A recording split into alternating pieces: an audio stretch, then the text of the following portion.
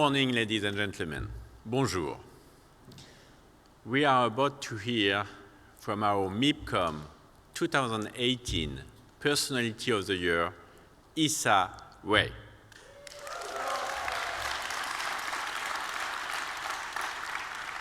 And what I can guarantee you is that you won't forget this keynote.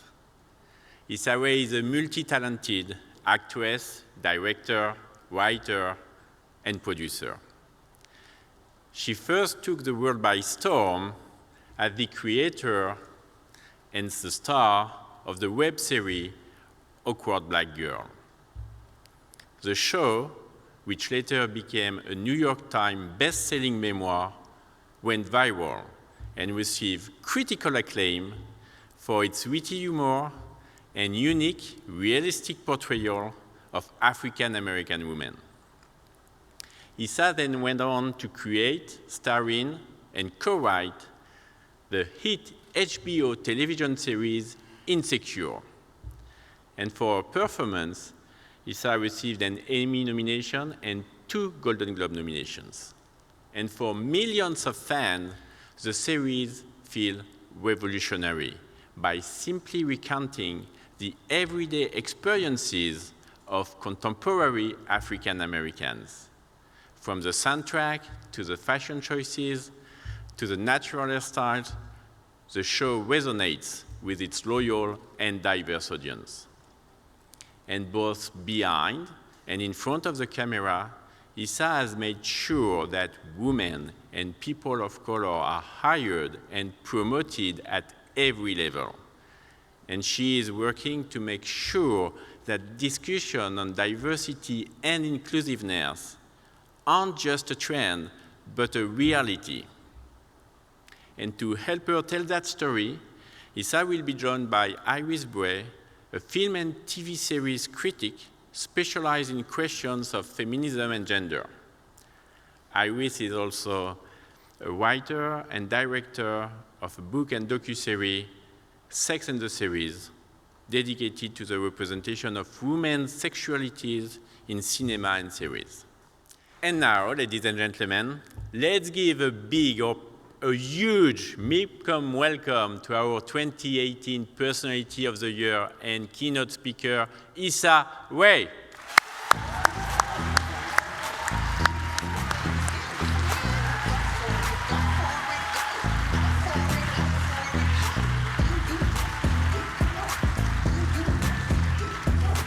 Hello. Hey. Thank you guys for having me today. I'm so happy to be here. And thanks for this wonderful video. Thank you so much, Issa, for being here. And I guess let's dive right into it. And okay. I wanted to know where this desire for writing came from and when you realized that you wanted to write TV series or web series at first. Yeah, the desire came, at a young age. You know, my parents had like one of those old Apple computers, and I loved just telling stories. I loved the feeling of typing, and I loved, seeing notebooks with blank pages and telling stories, and, that kind of runs in our family of just making each other laugh. And so for me, I wanted to tell funny stories, and that evolved into watching a lot of television series. I grew up in the 90s as a child, and there was just a lot of content that featured people of color, and so I could look to Laura Winslow in Family Matters, or Rudy or Vanessa in The Cosby Show, and as I got older, Living Single and things like that to relate. And then when I got to college, that kind of went away. Reality television started to take over, and there was a singular representation of Black women that I observed that felt not characteristic of anyone that I knew. And so it was around that time where I, decided I want to create something, and I want to create something that reflects me and my friends. And I also want to procrastinate, because I was in college at the time, and you have papers, you're constantly working. And around that time, Facebook was just kind of popping up, starting. And I was addicted to it and would spend a lot of time there. And I was like, there has to be a way to make this productive. And at the time, I was directing plays in college, and my friends were in those plays. And we were, again, all on Facebook, and I had a light bulb moment when I was in the bathroom. And I was like, I should create a soap opera or a docu-series of what it's like to be black at Stanford University. I'll cast all my friends. They will share it because they're vain. And then, maybe it'll spread. And that's what I did. I rented a camera from the library, wrote the script, and just cast them to create the first web series. And I think I did it during the time because I was trying to break in traditionally, and by way of submitting through script contests and going to these pitch meetings where you pay $100 for an executive to hear your pitch, and you hope that they'll pick it, and then they don't, and then you just spent $100, and now you can't buy groceries. And these different ways to try to break into the industry just weren't working, and a lot of the feedback that I was getting was that there just isn't an audience for this type of content.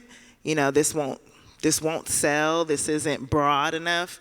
And so it was very disheartening to hear that. And so the answer for me was putting something online for my friends to watch. And to see that take off and spread to other schools was definitely epiphanous for me, of just like, wow, I didn't have to go through anyone. I just put it out there and people are watching it. Even if it's 400, 500 people, it's somebody. It's more than, I had before. So you're at Stanford and you're doing dorm diaries, and so you're getting attention from other peers from other universities watching this. So you're realizing there's a community out there who's like craving this content. And then how do you go from dorm diaries to Awkward Black Girl? With a lot of steps, from dorm diaries to Awkward Black Girl. So dorm diaries was my senior year of college, and then I graduated and got a fellowship to work at the Public in New York. And I thought I wanted to pursue theater, and then realized, like, oh, I don't like theater that much. I don't like doing this that much. But I still was able to learn and use a lot of the resources there. And at that time, started a short film collective with just up-and-coming writers of color, and bought a camera, because I thought that's what you were supposed to do, bought it on a credit card, and bought film equipment just to be able to have the resources for us to use and just create. And the plan was to create short films, hopefully that make them good enough to be able to go to the festival circuit and see what happened there. And then I got robbed, and all that went away, and I was like, well, now I'm just stuck here broke in New York with nothing and credit card debt. Great. But I was still writing at the time, and came up with the idea for Awkward Black Girl during that very broke period. And it came in just writing the phrase, I'm awkward, period, and black. And my first thought was like, wow, this is what I've been the whole time, and I didn't know. Look at that. I knew I was black, but the awkward part really helps to inform it in so many ways. And then my second thought was, I'm gonna sell t-shirts. And that was my plan. I was like, I'll make these animated shorts to sell t-shirts that say I'm awkward and black. And then, was really excited about it, outlined the first 2 commercials, which would end up being episodes, and had a whole plan to hire an animator. And then I was like, what are you doing, girl? You're broke. Well, animation costs money. And that was in 2009, and I didn't do that idea until 2 years later. But then I moved back to Los Angeles, and my brother had a music group with his 2 friends, and they were hilarious. And I started producing music videos for them, and just their dynamic was just great to me. And so I created a web series around them and treated it like a television series, in that it would come on every Monday at 10 a.m. I'd edit it, shoot it on Sundays, a week later, release it on Mondays. And that was the process of building an audience from scratch around them. And then during that time, Awkward Black Girl stayed in my mind. And I think about 2 years later, I decided to just go for it and say, I tried to cast a girl that I went to school with who was in Dorm Diaries to be Awkward Black Girl. But by that time, she was like, I was like, girl, I got this job for you. I got this role. Please just be in my series. It's called Awkward Black Girl. You would be great for it. And she was like, girl, that's great, but I'm in law school. And I was like, okay. That's fine, you can still be in it. She's like, I'm in DC, I can't, no, I'm not gonna get money. So at that time, I felt like I was running out of time.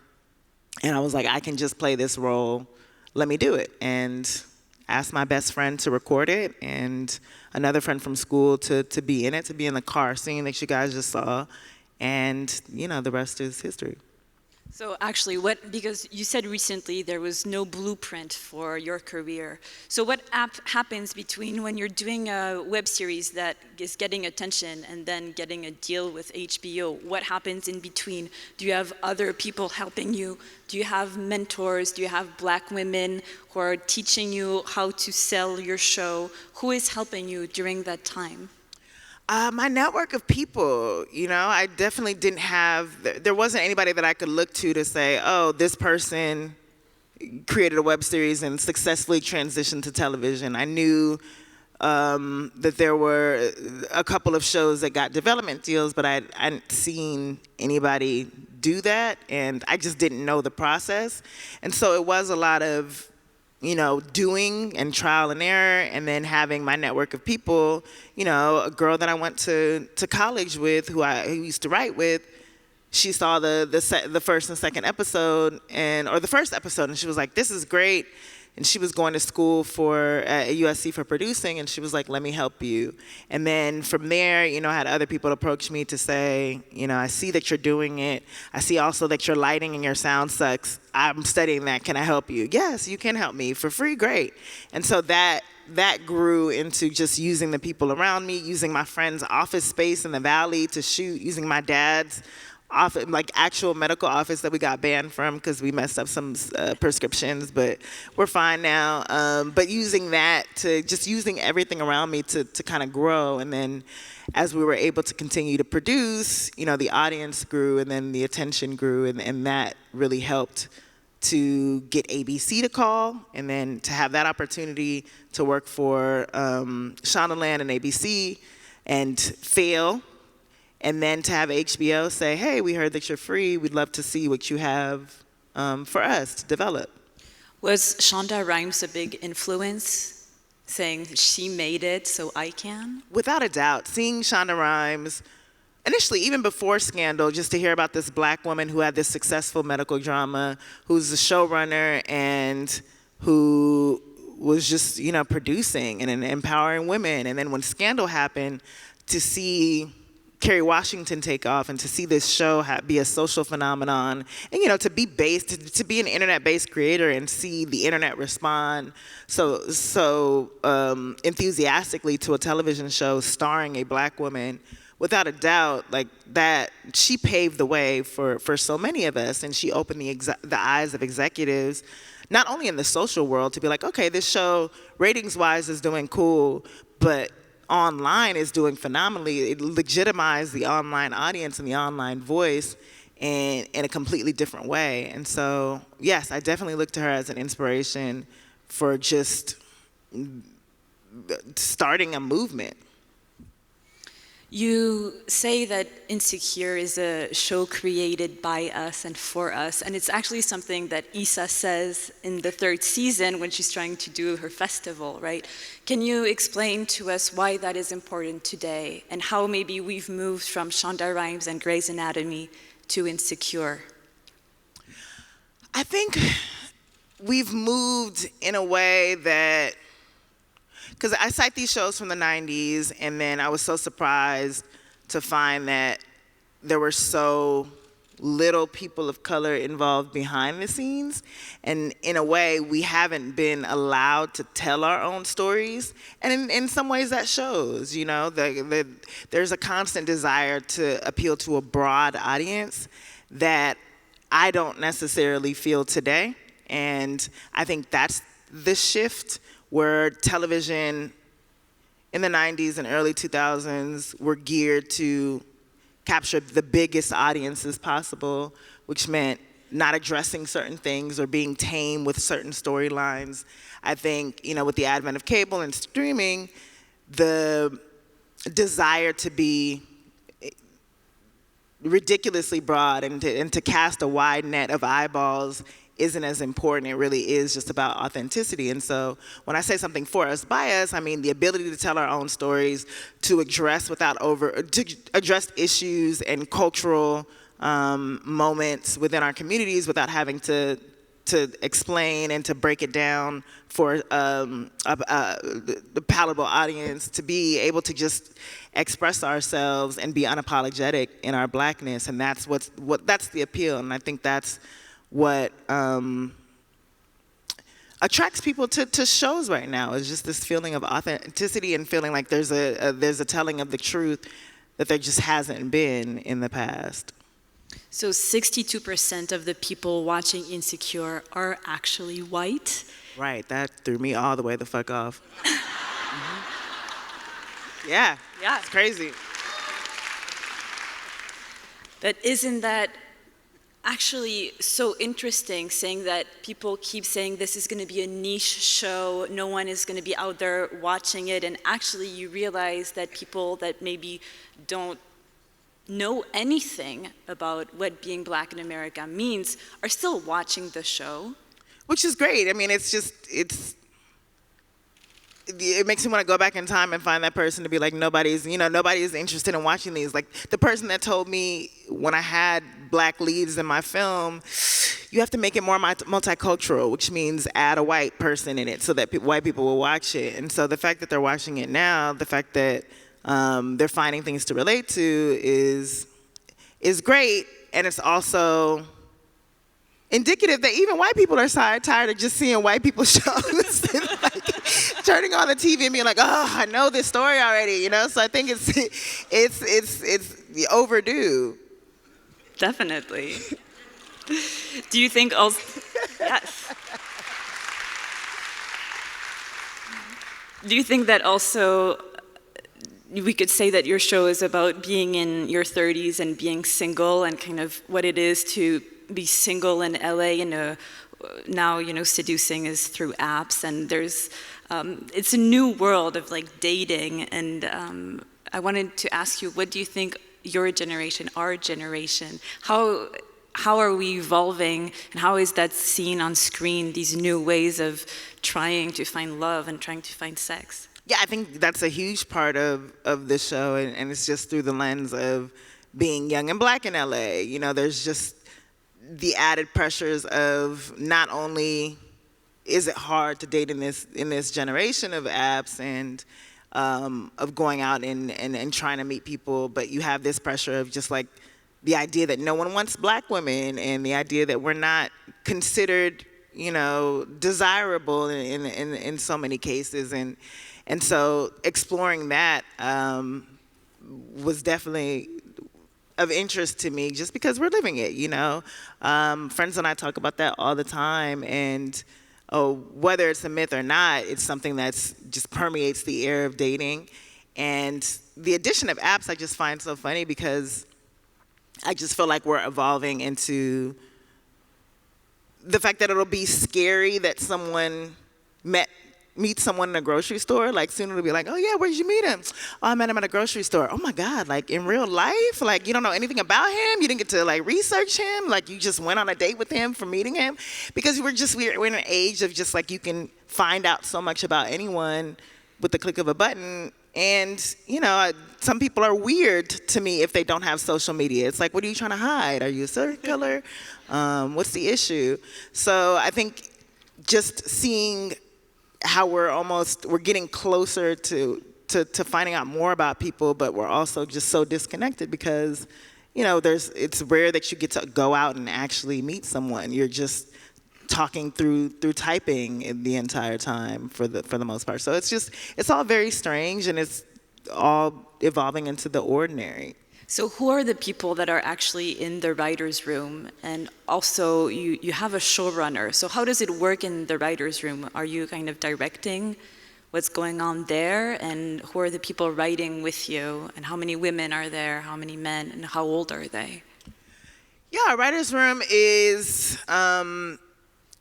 it's pretty diverse. Like in terms of the makeup, we're predominantly women. You know, I work with Prentice Penny, and that's very much a partnership. And he came up with shows like Brooklyn Nine-Nine and Scrubs, and Girlfriends was his first show, and has had experience just being the only one in a writer's room, the only black man, the only black person.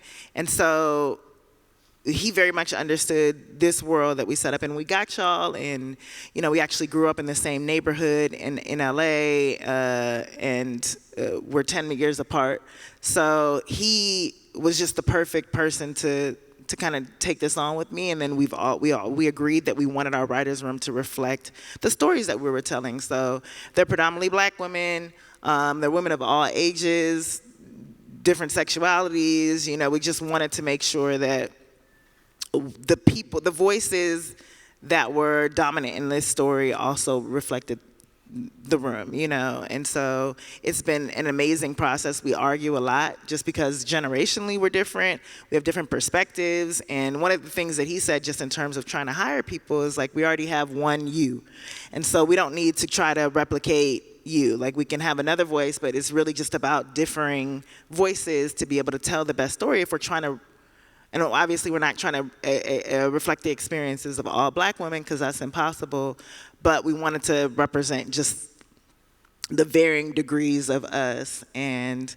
so that took precedence in terms of picking writers. And then, of course, people with experience, people who had experience working on other cable shows and who didn't share our views and who weren't Black and who didn't necessarily know what it was like to be Black in America, or a Black woman dating, but knew what it was like to date women at this time during this era. And so a lot of those things we took into consideration in the room. And we also just don't want to have voices.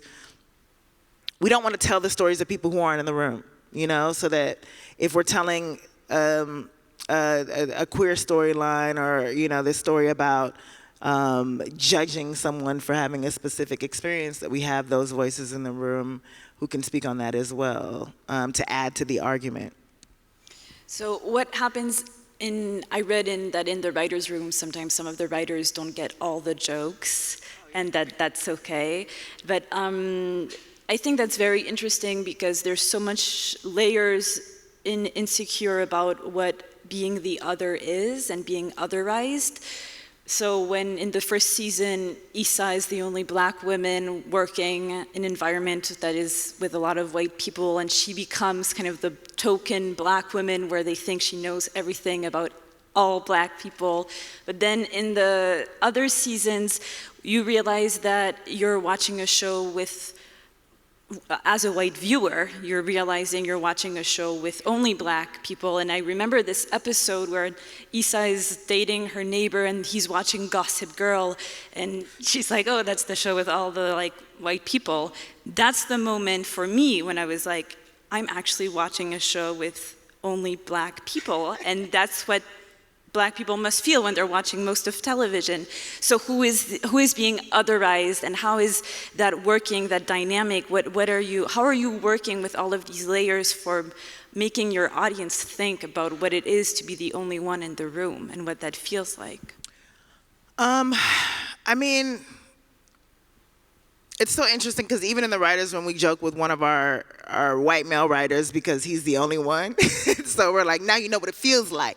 But he's been, obviously great, just in terms of his input and just asking questions and realizing like, oh, I have been in all these rooms. And, when you're in this industry and in society, the default is white. And we just, don't necessarily question it or haven't for a long time in the content that we viewed, and we don't think about how that impacts the others watching it. It's very disheartening to feel like your experience does not matter, or your stories aren't important enough to be told on screen. And so I think for us, it's just really about, Prentice says this great thing just about what we're able to do with our show, is that we feature the characters that are the side characters in these other shows. So like if you're watching The Office and you see Stan, Stan would be the main character in our show, or Donna from Parks would be the main. There are these voices, these side characters that live these lives, and those are the lives that we're following them. We're making them the center of our show. So if you're watching it and you're thinking, I'm uncomfortable, or I don't know this experience, or it is weird that I'm watching all Black people. I mean, the idea is to make it not weird anymore, So do you feel like as a creator, you have some sort of responsibility of portraying Black women? Do you feel like, I remember on Twitter also there was this whole controversy about the characters aren't using condoms in the show. Right. And it made me think of, well, you know, you're watching art basically, and art shouldn't be about education, it should be art. But then where is that frontier when you're making a TV series where you know that it's being watched by people and you have some sort of responsibility? How does the responsibility and the creativity work together?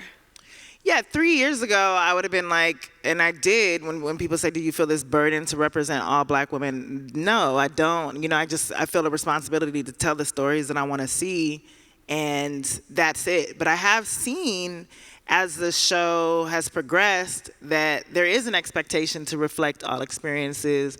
And like, even within our show, people feeling not represented by certain stories and realizing like, wow, there is an expectation that we are supposed to, or people really want us to address every Black issue and save the race from HIV and STDs. And initially when the condom issue happened, I was like, come on, y'all, like, we are doing, like, we're showing dark-skinned people have sex and be desirable. And then I realized, oh, perhaps this is, like, people are identifying with these characters so much that they're saying, wow, Issa's out here raw dogging, and I would never do that.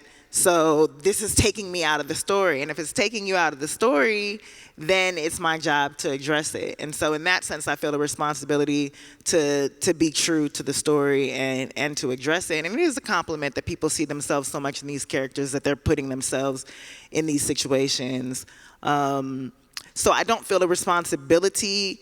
I just feel the responsibility to tell a good story and the truth. And that's all I can do. You know, I can only tell the stories that I've experienced, that the writers have experienced, and try to do that the best I can. And I think, if anything, we just need, like, which is what I'm doing on the side, is trying to empower other storytellers to create other shows, to create, you know, movies, the other media, to reflect their experiences, so that the onus isn't on me or one person, because that can be, you know, exhausting. You're just never you can't satisfy everyone, period. Do you think that in the States right now we're at an important cultural moment with like Black Panther, Atlanta, your show, that there's something that is really starting to take form? And do you think it's going to be a revolution? Do you think it's going to really change the industry? And do you think this might spread to other countries like France? You know, I think about, there have been these moments in American television history in the past, you know, and I remember when I did Awkward Black Girl, and that was in 2011, I was doing all these race and diversity panels, and my mom caught me when I was leaving one day, and she was like, oh, where are you going? I'm like, oh, I'm about to do this diversity panel, you know, just talking about how, you know, it just feels like a new moment in 2011 with web series, like that things are changing, and, you know, a lot of people, Black people behind the scenes, are creating content. And she was like, y'all still doing that? I remember when I was in college, you know, I was going to race and diversity panels, and people were saying the same thing. And, you know, now it feels that way, that it's a new time. And I think to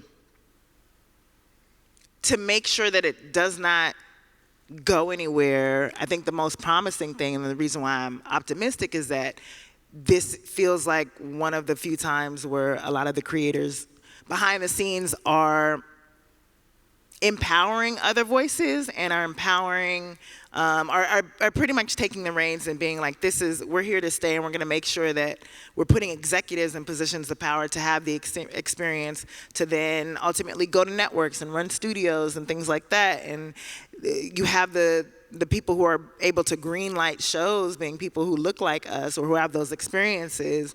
And so it won't go away. You know, they won't let it go. And I think the difference between now and the past is that there was a perception that there was just one spot, and that was extremely problematic. So you had people saying, I got my show on the air, so, kicking the ladder down, and because they felt like they weren't going to get another opportunity. And I think now it's just about, opening doors and making sure that ladder stays propped up so other people can climb through and make their mark. And I think that's why I feel like this is different than the other times. You just talked about your mom. Do your parents watch the show? And what do they think about your show? My mom just started watching it again. She checked out season 2. There was an episode that we did, a threesome gone wrong experience, and she called me after that episode, and she was like, you're basically making porn. Why did I have parental controls on the television growing up if you were just gonna make the things that you couldn't watch? And I was like, well, Mom, if you don't like this episode, you definitely shouldn't watch 2 episodes from now. Which was an episode where, to put it lightly, I got a facial. And so she was like, don't worry, I won't. I'm not gonna watch it. And I was like genuinely hurt because I was like, Mom, I don't think about you when I make the show, but, I hope that you support. And I talked to my siblings about it, and they were like, what do you expect? You're not exactly making family-friendly content, and she's a good Christian woman. And I was like, okay, fine. And we actually watched the penultimate episode of the 2nd season at her house, and she went upstairs. I was like, dang, it's really that serious. But then before this season aired, she was like, you know what? I put my differences aside, and I watched the entire 2nd season, and I liked it. It wasn't that bad, and but she watched every episode this season, so she's over it. And my dad, I don't know what he's doing. He's Senegalese. He occasionally chimes in here and there with a reference, but it's like an offbeat reference, so I don't know what he watches. He's a big Trekkie. He's huge into science fiction. He will watch YouTube videos and then complain that an interview will come up like, I was trying to watch my old Larry King interviews and your face came up on, what is this, Breakfast Club? So he's trying, but not very hard. The scene that you're actually mentioning that your mom was upset by is a threesome with Lawrence, and I thought that scene was actually quite interesting because you see 2 women fetishizing a black man, and it's usually, you see the reverse. You see a lot of black women being fetishized in a lot of sex scenes, but why did you decide to put Lawrence in that position, and what does it mean to show a black man being fetishized in a sex scene on screen? It's a representation of the truth. That story was actually taken from one of the showrunners' real-life friends who experienced something like that. And we added the fetishization of it just for the sake of Lawrence's character, to just show that it's not all great when you're out here, and there's this expectation of black men, and this burden of masculinity placed upon so many of them and within the community. And so we wanted to just take that story that really happened to this person who went to a grocery store and was like, what, this is about to happen to me, and just, of course, couldn't get it up for the second woman. And we just wanted to put that lens on Lawrence, because it's such an unfair pressure to have to be the epitome of masculinity and to be the epitome of sexual prowess, and when you don't want to be. And for someone like Lawrence, coming out of a breakup and coming out of getting cheated on, just to add that to the list of things that would take away, quote unquote, from his masculinity, felt like something that we wanted to explore and discuss. I feel like that's something people are very uncomfortable thinking about, is that black women and black men face also different stereotypes when it comes to sex. How do you address that in the writer's room when you're writing sex scenes? Is this a discussion that you're having together?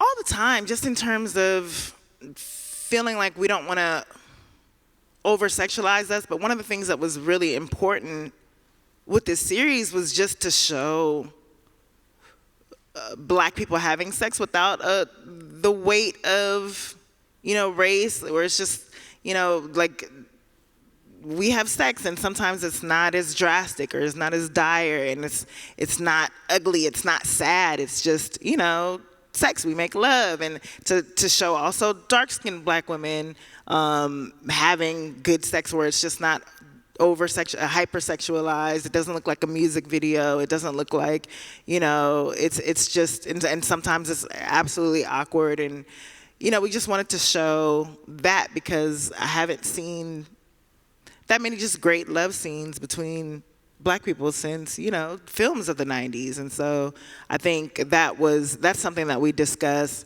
in a way. And then even in certain storylines that we'll tackle, sometimes because of the history and the representation of Black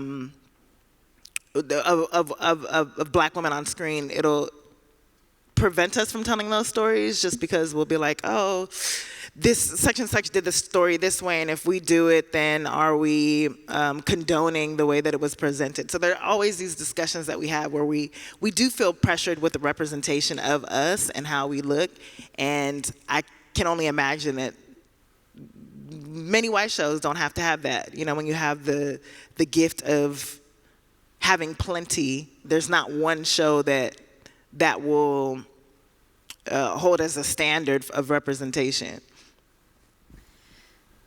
I feel like watching the sex scenes, maybe this is just my impression, but I feel like the men are actually seen more naked and they're almost more sexualized. We see more of the men than the women when they're having sex. Is this something that you discuss with the director? What is it about male nudity that's, how do you decide? I think because it's through the female lens, when I'm in the act myself, I'm not like, ooh, look at my body.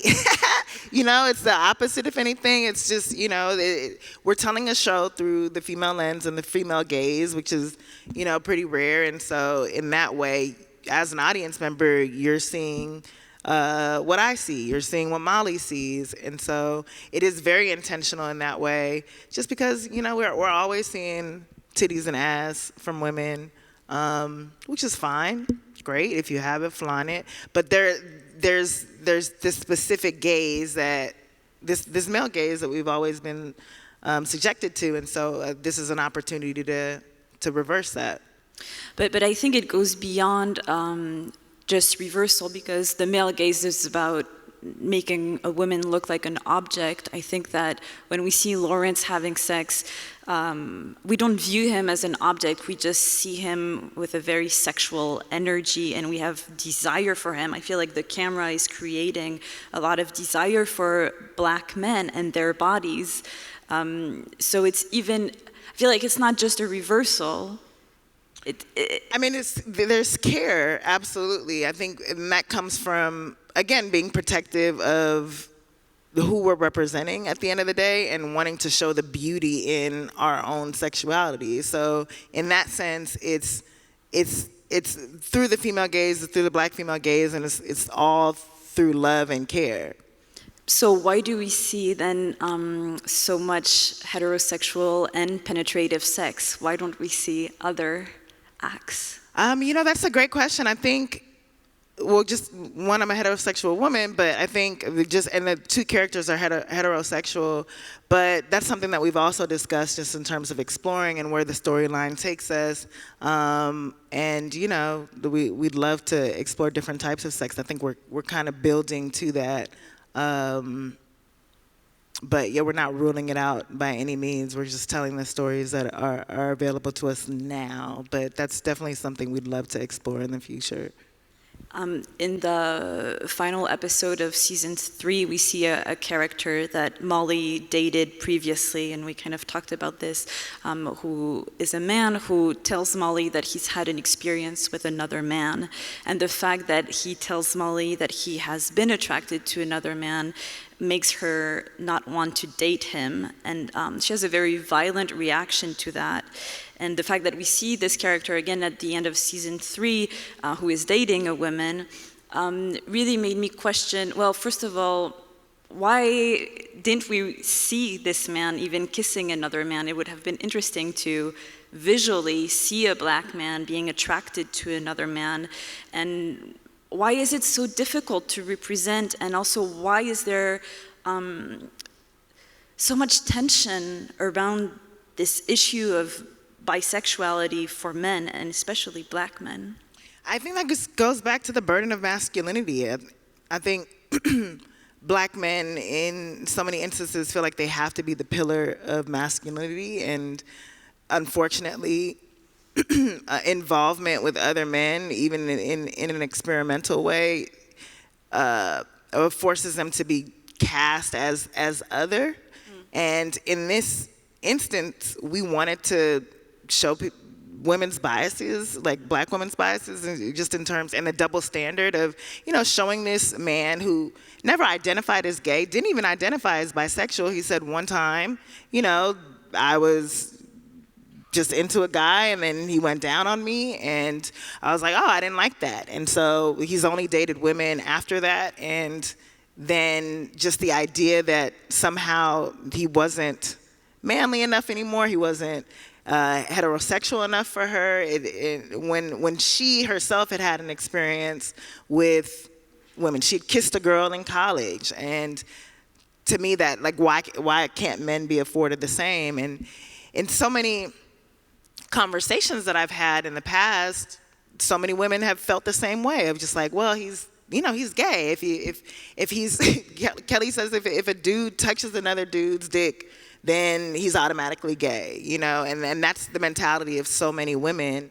And I think that mindset is evolving, especially with this generation and the generation after us. I think there's a leniency just in terms of what masculinity represents and what it is, but it's an ongoing conversation, and I think it's a sensitive conversation, specifically in the black community. Like, you can't talk about black gay men without being accused of having an agenda to eradicate the race. And there have definitely been conspiracy theories of the past that hold true, but the idea that black men can't be and have to be in a specific category is so harmful and toxic. This thinking about masculinity makes me think of femininity, and I think you created a character who was kind of hiding behind being awkward, but she's really beautiful. And you also went from being this awkward black girl to being a cover girl, because you just did a cover girl ad. I think it's something about like how do you deal with finding yourself feminine or beautiful, and how do you want to portray that on the show? It's a great question, and one that I wrestle with constantly, because I think for me, I've had an interesting relationship with femininity, or the definition of it, and I haven't fully related to it. And so this show has been an excuse to explore that, just even within my own life. And I just don't, they're just in the same way that there, for me, isn't a rigid definition of masculinity. I don't feel like there is one for femininity. And the idea that that's been embraced just by being myself and discovering myself, to be able to have an opportunity with CoverGirl, to be able to have an opportunity to represent different standards of beauty, is something that I think about, for 12-year-old me, who didn't feel like, while I looked to Laura Winslow and I looked to Vanessa and Rudy, I just didn't feel as pretty as them. I didn't feel as feminine as them. So to be able to represent a different spectrum of femininity just via the work that I'm doing is truly a blessing, and I feel happy to be able to do it as I explore myself. Thank you so much, Issa. Thank you so much. Thank you. Thank you. Thank you, guys.